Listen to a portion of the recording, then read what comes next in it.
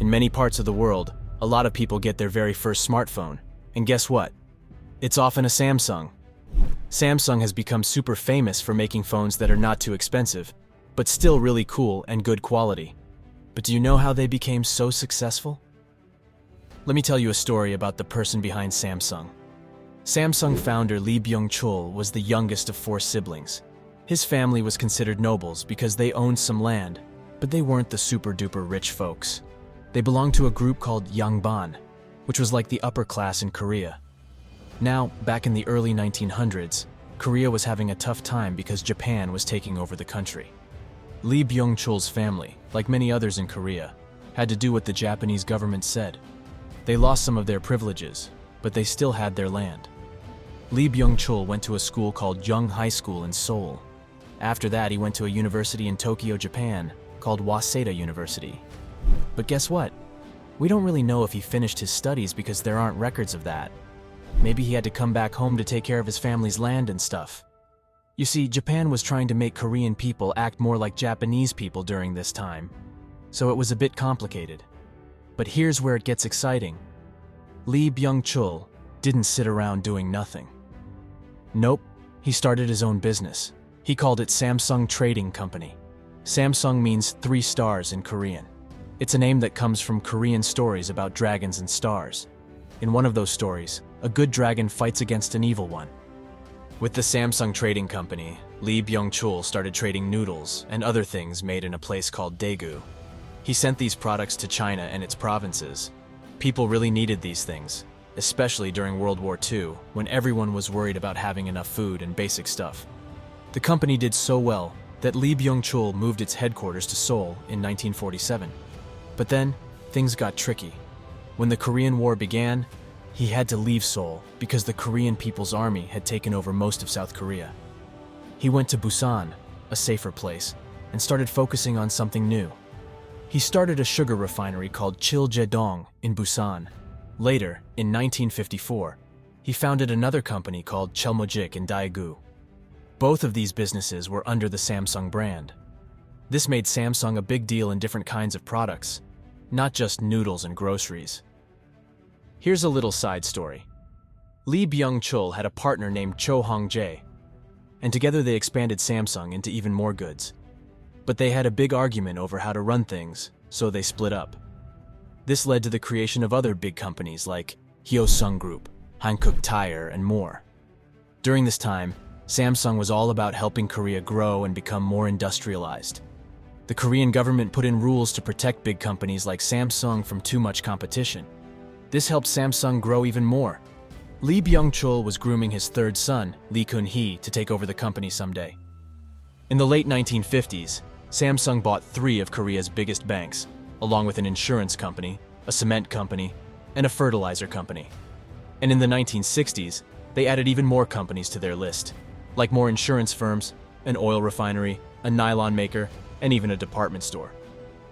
In 1969, Samsung ventured into the electronics industry, establishing various divisions including Samsung Corning, Samsung Semiconductor and Telecommunications, Samsung Electromechanics, and Samsung Electronics Devices. Their partnership with Sanyo paved the way for the creation of consumer electronics like televisions and microwaves. The first black and white TVs, produced by Samsung Sanyo in 1970 for the Korean market, were a hit as Korean consumers favored them over Japanese sets. As an established manufacturer in Korea, who had obtained a 50% stake in Korea Semiconductor, Samsung was positioned to innovate rapidly.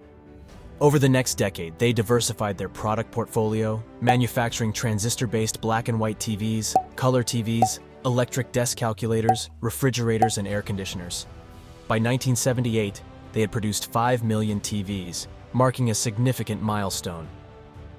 In 1974, Samsung Heavy Industries emerged as one of the world's largest shipbuilders.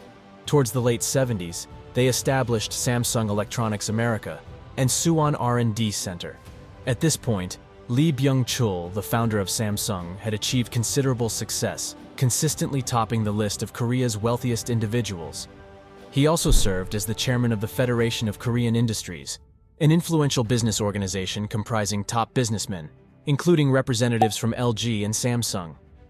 This role granted them significant sway over the nation's fiscal and monetary policies, the impact of which is still a topic of discussion today.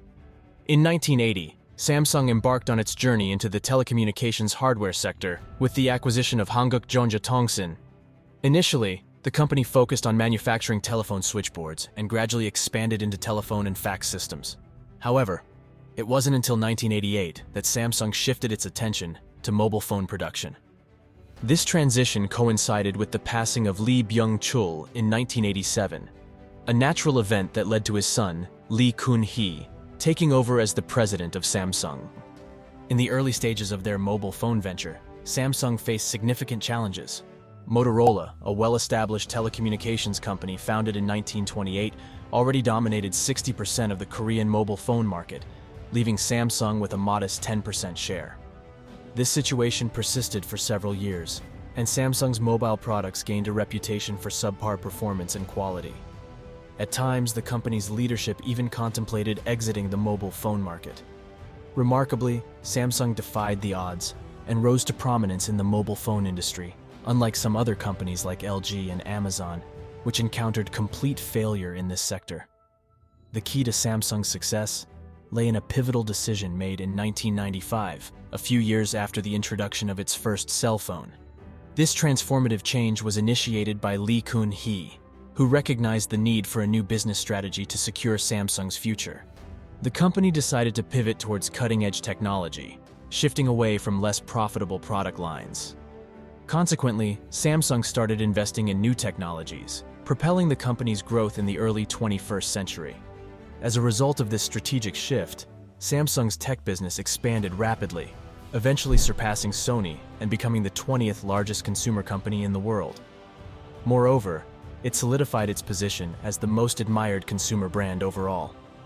Under Lee Kun-hee's leadership, Samsung made a significant shift towards the production of smartphones, launching its first model, the Samsung Galaxy S, in June 2010.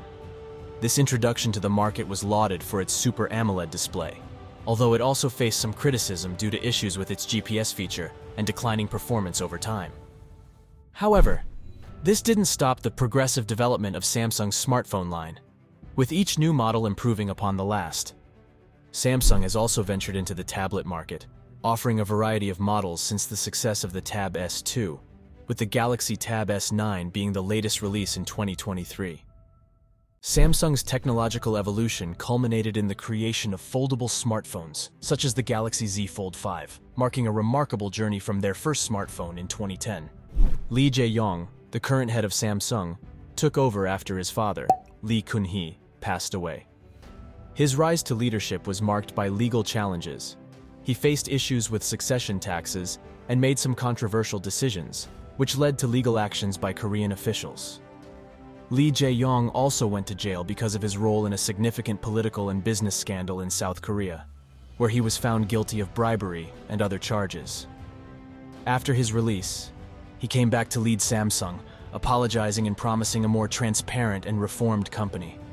Many viewed this as a sign of Samsung's eagerness to move past its controversies and maintain its market leadership. However, the modern world presents new challenges.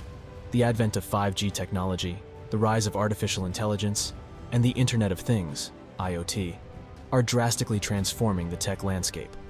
Samsung recognized these shifts and made strategic investments to ensure they remain at the forefront of these technological revolutions.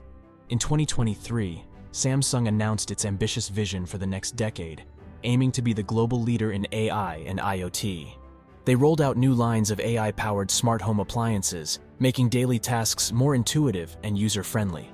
Their IoT services expanded to include integrated systems for homes, offices, and even cities, promising a more connected and efficient future. Samsung's sustainability initiatives also took the spotlight. The company committed to making all of its products environmentally friendly by 2030. This initiative saw the launch of more energy-efficient devices, the use of sustainable materials, and robust recycling programs. The public lauded Samsung's efforts in bridging technology with eco-consciousness. However, competition never wanes, especially in the tech world. Chinese tech giants like Huawei, Xiaomi, and Oppo continue to pose threats, especially in the Asian markets. Meanwhile, Apple's consistent innovations in the West meant that Samsung couldn't rest on its laurels. Samsung's strategy focused on expanding its reach in emerging markets. Africa, with its booming young population, became a key target. The company introduced a line of budget smartphones tailored for these markets, coupled with localized apps and services to cater to unique needs. The legacy of Byung-chul and his successors has undoubtedly shaped Samsung into a global powerhouse. But it's the company's agility, forward-thinking, and commitment to excellence that ensures its position in the annals of history. Thank you for watching, and if you found this video to be informative, please give it a thumbs up and hit that subscribe button.